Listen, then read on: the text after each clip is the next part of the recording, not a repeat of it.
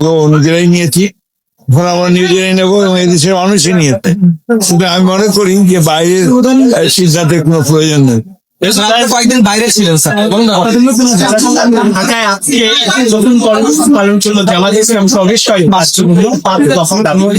যার প্রথমটি হচ্ছে জুলাই সনদ বাস্তবায়ন করতে হবে নির্বাচনের আগে বা তার নির্বাচনে ক্রিয়ার পদ্ধতি সব বিষয় নিয়ে তারা রাষ্ট্রপতি এবং পালন করেছে আজকে প্রথমটি। আমি মনে করি এটা কোনো প্রয়োজন ছিল না, কারণ আলোচনা তো শেষ হয়নি এখন, আলোচনা চলছিল। আলোচনা চলা অবস্থায় এই ধরনের কর্মসূচির অর্থই হচ্ছে যে একটা অহেতুক একটা চাপ সৃষ্টি করা, যেটা আমি মনে করি যে গণতন্ত্রের জন্য শুভ নয় এবং সঠিক সিদ্ধান্ত নেওয়ার ব্যাপারেও শুভ নয়।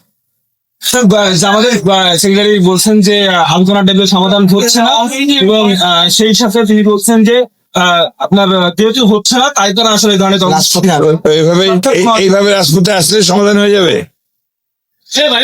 আমার পাল্টা প্রশ্ন যে রাজপথে আসলে কি সমাধান হয়ে যাবে? আমরা এখন পর্যন্ত সবচেয়ে বড় রাজনৈতিক দল, এবার কোনো সন্দেহ নেই।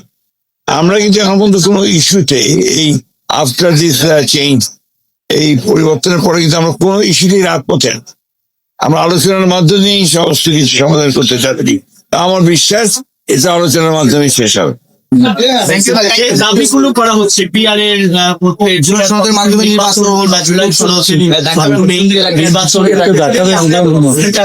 কেন আমরা বারবারই বলেছি পিআরের ব্যাপারে আমাদের অবস্থান তো আমরা পিআরের পক্ষে নই, কারণ আমরা মনে করি যে বাংলাদেশের পিআরের কোনো প্রয়োজনীয়তা নাই।